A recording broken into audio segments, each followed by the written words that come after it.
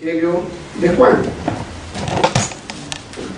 Y no sé si a usted le ha pasado, pero cada vez que uno profundiza en el Evangelio, cada vez uno se encuentra con Cristo en él, y cada vez es enrostrado por el amor, por la gracia del Señor Jesucristo en el Evangelio. Ayer tuvimos el viernes y el sábado tuvimos la bendición de participar en el primer encuentro reformado de arte y liturgia, donde varias cosas de las que se aprendieron ayer ya fueron aplicadas aquí. Damos gracias al Señor, que el Señor bendiga a los hermanos que pudieron participar de este encuentro. Y como les decía, tuvimos la bendición de participar en un culto con iglesias de Concepción, con iglesias del norte, con iglesias de la quinta región y con varias iglesias de nuestro presbiterio. Estuvo un muy buen tiempo de adoración, donde habían diversas expresiones de alabanza, donde habían cantatas, donde había también el viernes hubo coros de la primera iglesia, un coro de cámara ahí con el salterio de Ginebra, pero espectacular, y también el grupo de Iglesia 1. Qué delicia estar en la diversidad de expresiones, qué delicia de poder estar compartiendo la palabra del Señor y cómo todo confluye hacia ese tiempo y ese momento que significa adorar al Señor. Y el Señor nos permite estar en esa comunión con nuestras iglesias hermanas. Yo me imagino que deben haber cerca de 120 personas el día de ayer, si que no un poco más. El viernes deben haber estado unas 90, 100 personas aproximadamente. Y ¿sabe lo que más llamaba la atención? Es que el 90% eran jóvenes. O adultos jóvenes. Jóvenes, ¿cierto? 100%. 100%. Y cómo tienen hambre de aprender de la palabra del Señor, y que la palabra sea aquella que regule sus vidas y que regule sus habilidades, sus disposiciones, sus talentos, por decirlo de alguna manera. Una maravilla ver a los jóvenes estudiando los sacramentos, por ejemplo, estudiando la liturgia, estudiando la dirección de culto y otros temas en relación a ello. Y que todos hayan quedado súper contentos y agradecidos, y que tengan la motivación y la disposición de hacer un segundo encuentro. Así que, pero a lo que quería llevarlo es que qué hermoso es estar en la casa del Señor y tener la posibilidad de adorar, la posibilidad de participar de los sacramentos, la posibilidad de participar también de la palabra predicada. Y esa alegría y ese momento que se comparte ahí también es una alegría que se comparte acá. No tan solo el domingo es el día del Señor,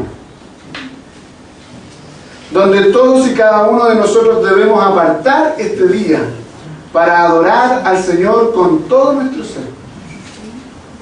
Pero no tan solo es una obligación, no tan solo es una responsabilidad, sino que debiese ser un tiempo de gozo, debiese ser un tiempo de alegría, debiese ser un tiempo donde no hay nada más importante, no hay nada más que me dé plenitud, no hay nada más que me dé gozo que poder estar en la casa del Señor con mis hermanos, adorando a nuestro Padre Celestial. Y cuando nosotros logramos comprender eso, cuando nosotros logramos atesorar eso en nuestros corazones, podemos ir cambiando algunas disposiciones también, algunas actitudes de nuestro corazón, como por ejemplo estar con cara de tuto, como por ejemplo estar con alguna cara de mala actitud, mala disposición, como por ejemplo estar con una cara a lo mejor sí de contrición, sí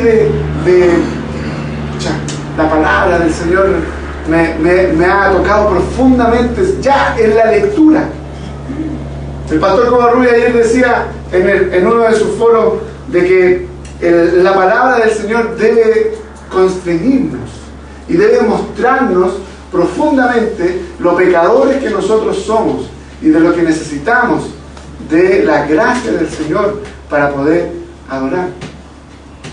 Y la palabra que hoy día nos lleva a poder profundizar en nuestro Señor tiene que ver con el Espíritu Santo. El Espíritu Santo, que tan poco hablamos del Espíritu Santo. A veces tenemos miedo de hablar del Espíritu Santo, para no confundirnos con otras denominaciones, para que no nos digan que somos tales o cuales. Pero hermano, el Espíritu Santo está en la Escritura desde Génesis a Apocalipsis. Y el Espíritu Santo es el motor, es la dinamita que mueve a la iglesia. Y nosotros tenemos que conocer a esta tercera persona de la Trinidad y para que podamos confiar y para que podamos estar en sintonía con lo que Dios tiene para cada uno de nosotros. Y el Evangelio de Juan, si ustedes se recuerdan del capítulo 3 en adelante, en la última cena, está constantemente diciéndonos que el Señor Jesucristo se va. Ya parece algo repetitivo, ¿cierto? Es constante. Y en el capítulo 15, al final, el Señor ya empieza a hablar del Espíritu Santo. En el versículo 26 dice: a ustedes yo les enviaré al abogado defensor, o al Espíritu Santo, o al Consolador, o al Paracletos, el Espíritu de verdad. Él vendrá del Padre y dará testimonio acerca de mí. Y también ustedes deben dar testimonio de mí, porque han estado conmigo desde el principio de mi ministerio. Si ustedes se dan cuenta, ya el Señor Jesucristo, habiendo hablado de que Él era la vid verdadera y de que nos exhortaba, como lo hacía el hermano Alberto, a que teníamos que permanecer en el amor y que tenemos que amarnos como Cristo nos amó. Ahora el Señor Jesucristo vuelve a tomar esta idea de que se tiene que ir. Y si ustedes se dan cuenta, los primeros versículos del capítulo 16 dice: todo esto les he dicho para que no flaquee su fe. Todas estas cosas que les dije anteriormente, tanto de enseñanza como de que me tengo que ir porque se tiene que cumplir lo que Dios ha establecido, todo se lo he dicho para que no flaquee su fe.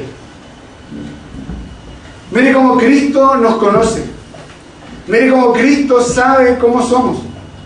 Él sabía en ese instante, en ese momento, de que nosotros somos constantemente buenos para claudicar.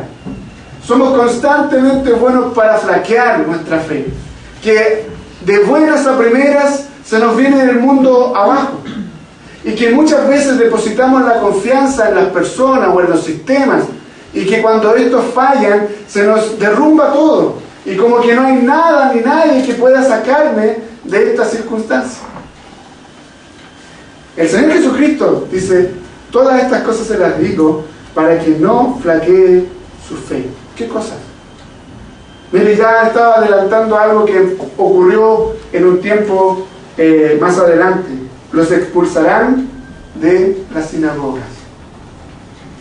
Ustedes dirán: pero eso es de perogrullo. No, que no es de perogrullo. Al principio estaban judíos y cristianos aceptados exactamente iguales. Porque la Pax Romana no pretendía de que haya una revolución y menos una revolución religiosa.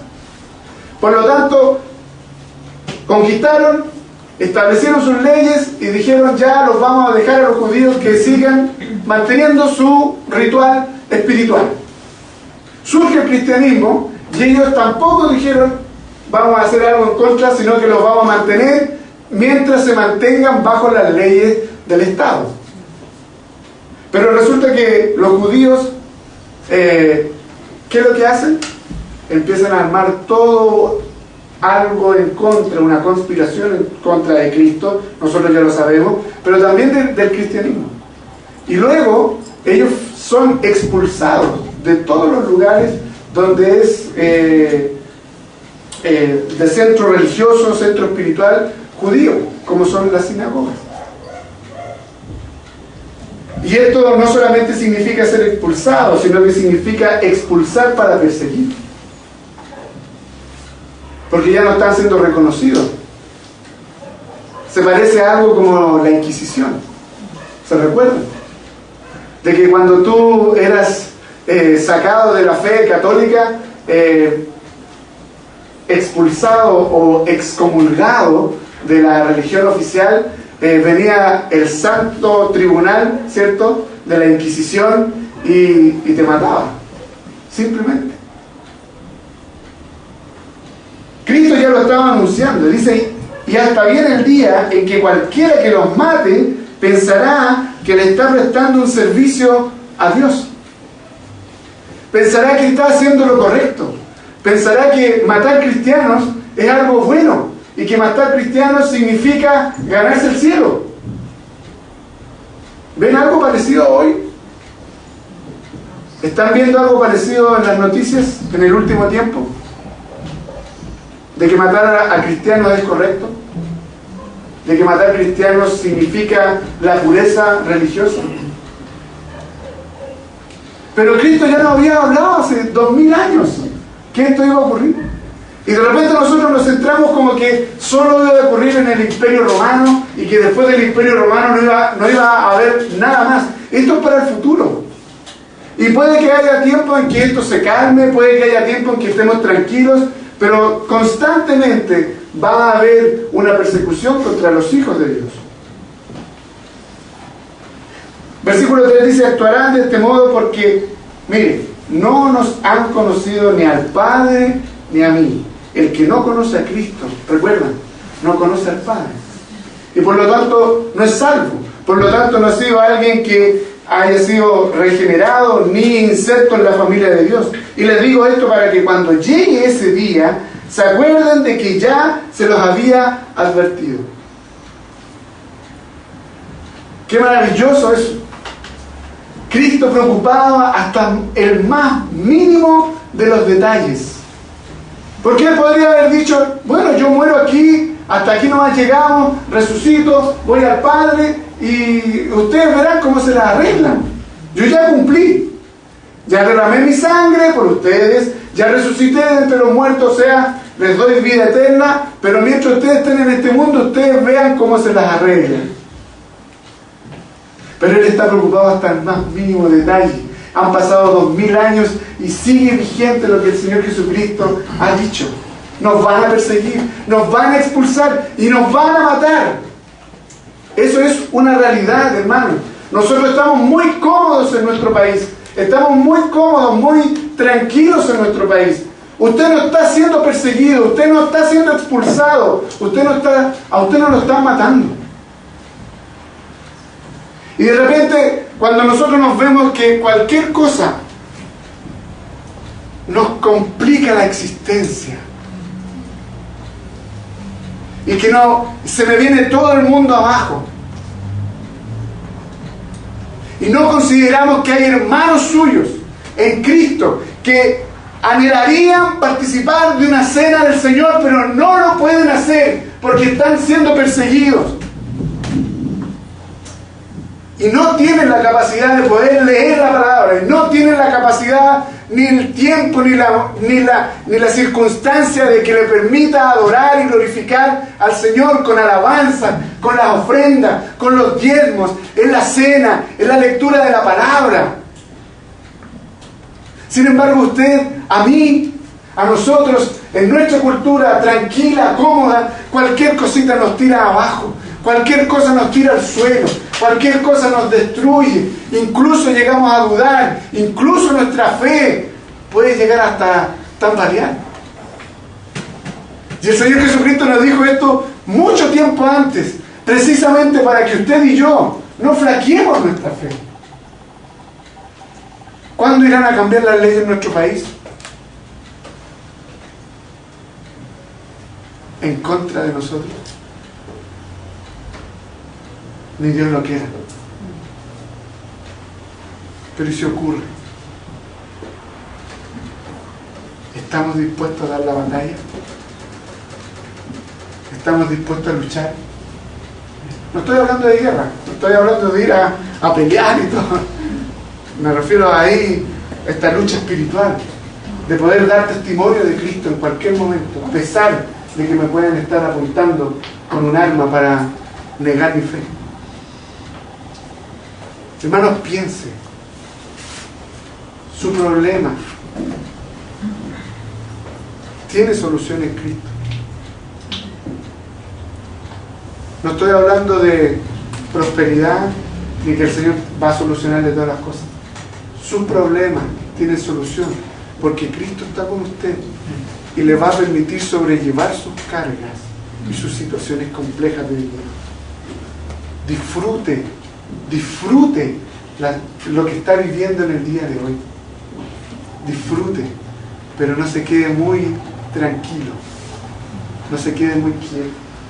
Gracias a Dios porque tenemos esta oportunidad de poder adorarle, y gracias a Dios porque Él nos preparó. Y les digo esto para que cuando llegue ese día se acuerden de que ya se los había advertido.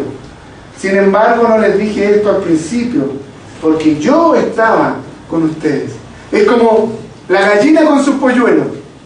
¿Han visto esa figura de campo? Cómo los cuida, cómo los protege, cómo los pone debajo de sus alas, ¿cierto? Y cualquier cosa que pueda venir, ella se para y picotea, y a lo que venga, porque son los suyos. Cristo está así. Cristo está así con nosotros. No les dije esto al principio porque yo estaba ahí. Yo sacaba la cara por ustedes. Cuando ustedes tenían que hablar, no hablaban, pero yo sí hablaba. Cuando ustedes tenían que hacer las cosas como correspondían y no las hacían, yo sí las hacía. Cuando ustedes tenían que pagar en la cruz por sus pecados, yo pagué por ustedes. Pero me tengo que ir. Y aquí el versículo 5 es: ahora vuelvo al que me envió, pero ninguno de ustedes me pregunta, ¿a dónde vas? ¿Se recuerdan que las veces anteriores le preguntaban, pero ¿para dónde vas? ¿Qué es lo que significa esto? ¿Se irá para otro país? ¿Se querrá matar? ¿Qué onda? Ahora ninguno le pregunta absolutamente nada, porque él ya le había aclarado todo el tema. Ahora vuelvo al que me envió, pero ninguno de ustedes me pregunta, ¿a dónde vas? Al contrario, como les he dicho estas cosas, se han entristecido mucho. ¿Saben lo que pasa? Ellos comprendieron que el Señor Jesucristo se tenía que ir y se entristecieron porque ellos entendieron que iban a quedar solos. Entonces las preguntas al principio de ¿a dónde vas? Era porque ellos querían saber y estar en ese lugar, ¿cierto? Y ahora no le preguntan porque ya no sacan nada con preguntarle, y ahora se volvieron hacia sí. Se volvieron al interior de ellos mismos, a preocuparse por sí mismos, se volvieron egocéntricos, se volvieron a ver el ombligo hacia sí mismos. ¿Qué haremos de nosotros ahora si Él se nos va? ¿Qué va a pasar con nosotros ahora si Él, nuestro líder, en quien habíamos depositado la confianza, a quien vimos sanar enfermos, a quien vimos con autoridad enfrentar a grandes y chicos, se nos va? ¿Qué será de nosotros? Oh, y ahora, ¿quién podrá defendernos?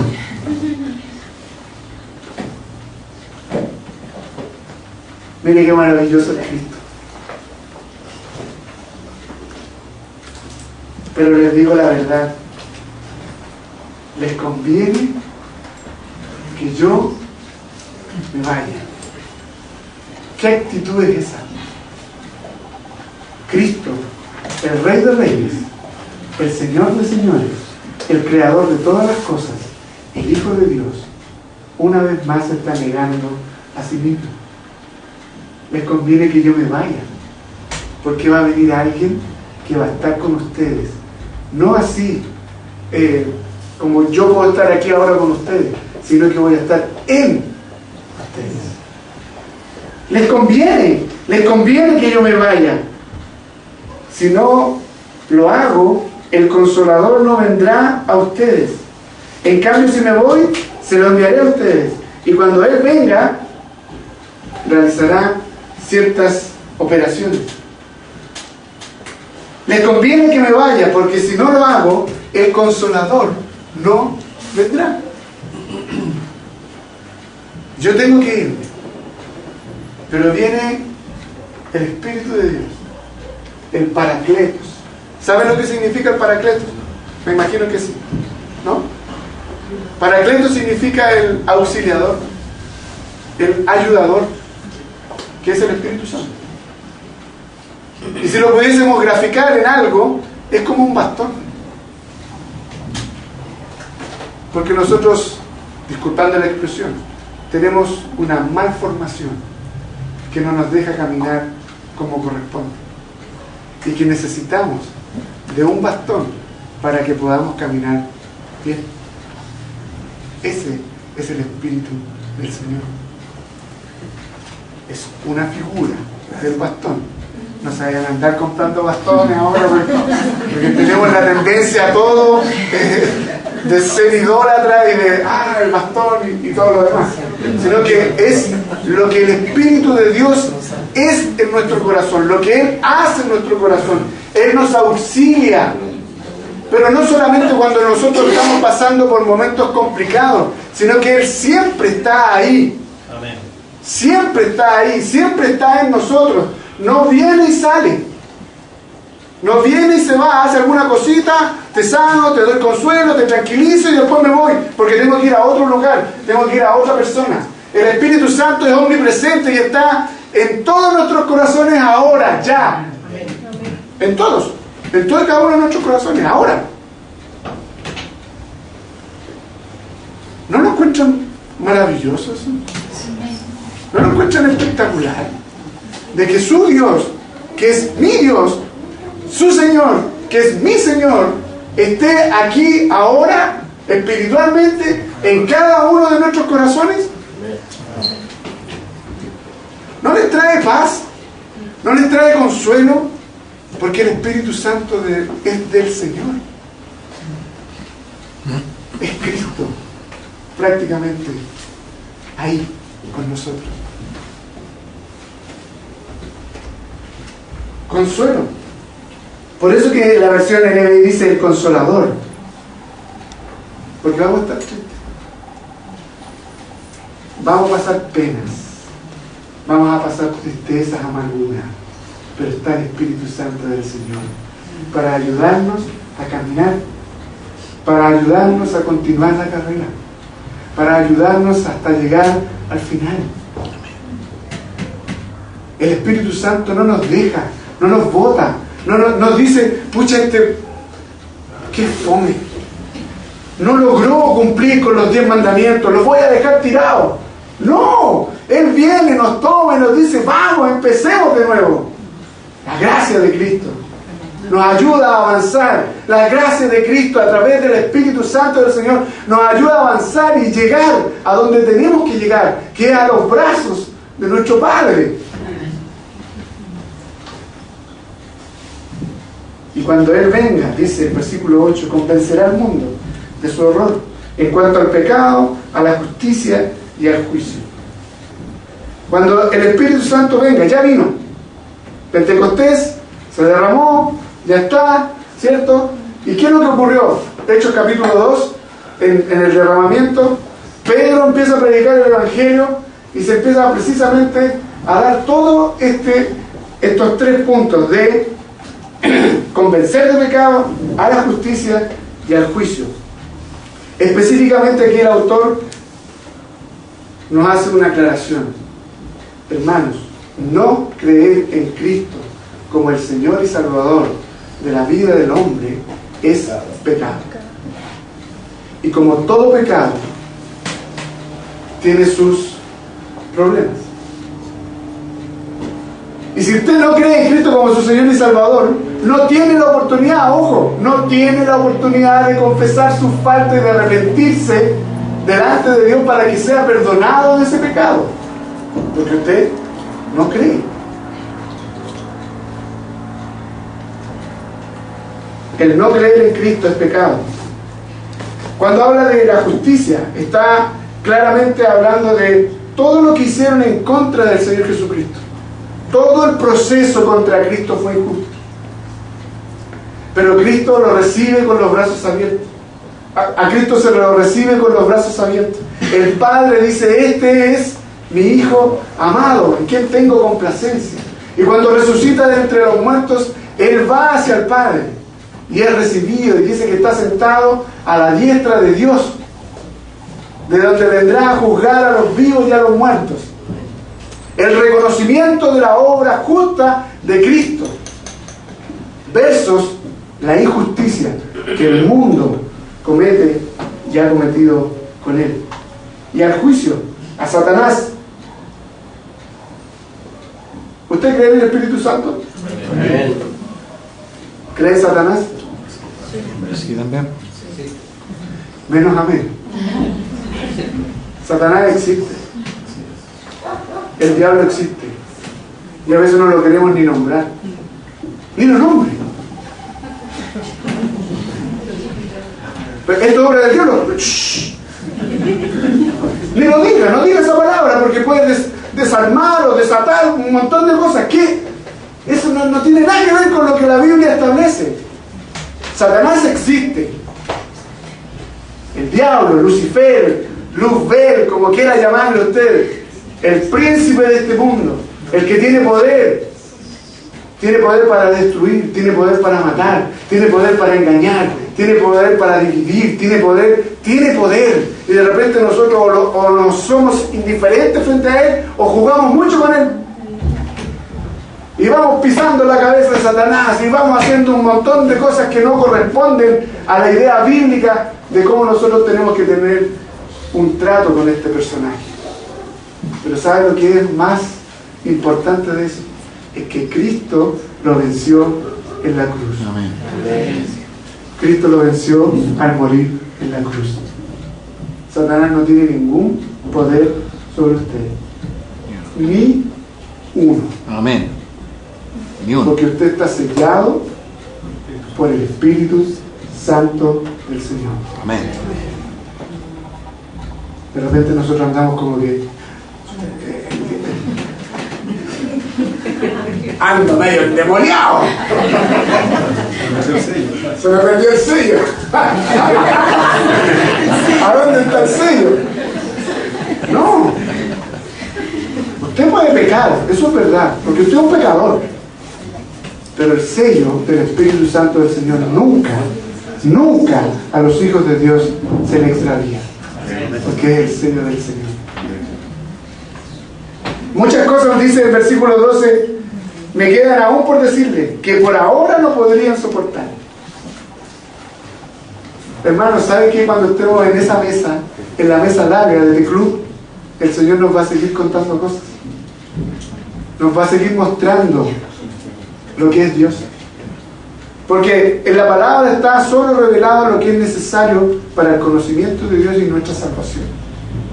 Pero cuando estemos con Él, se nos van a revelar aquellas cosas que hasta el día de hoy no entendemos y que no las vamos a entender. Y que nadie las va a explicar ni las puede explicar. Ahí vamos a quedar, ¿eso era? ¡Oh! ¿Eso era? ¡Oh! Y yo que tenía chuta. Muchas cosas me quedan aún por decirles, pero ustedes hoy, en este tiempo y en este momento, no son capaces de poder soportarla.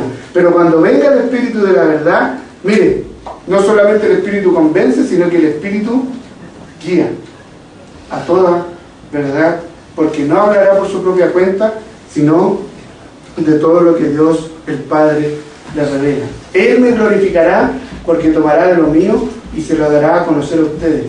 Todo cuanto tiene el Padre es mío. Por eso les dije que el Espíritu tomará de lo mío y se los dará a conocer a ustedes.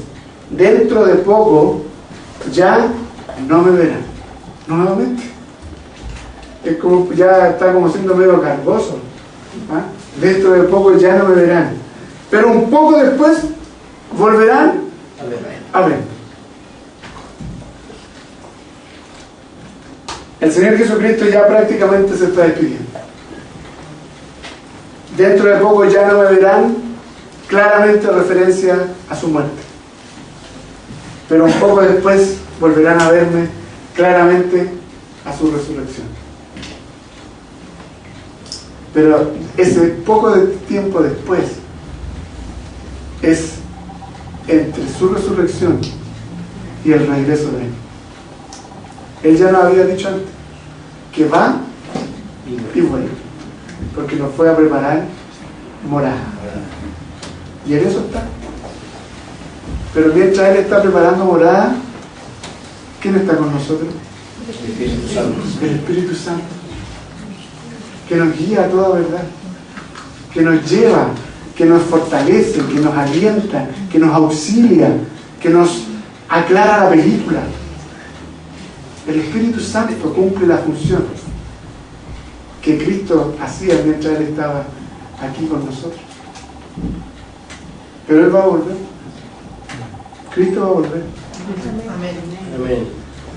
Hace algunos días, con tanta cosa y con tanto problema, ustedes sabrán algunos saben lo que pasó con Maranata, que le entraron a robar.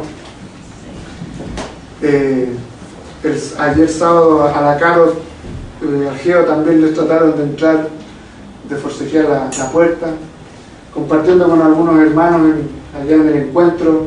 ¿Quién no había tenido un problema de robo, de asalto?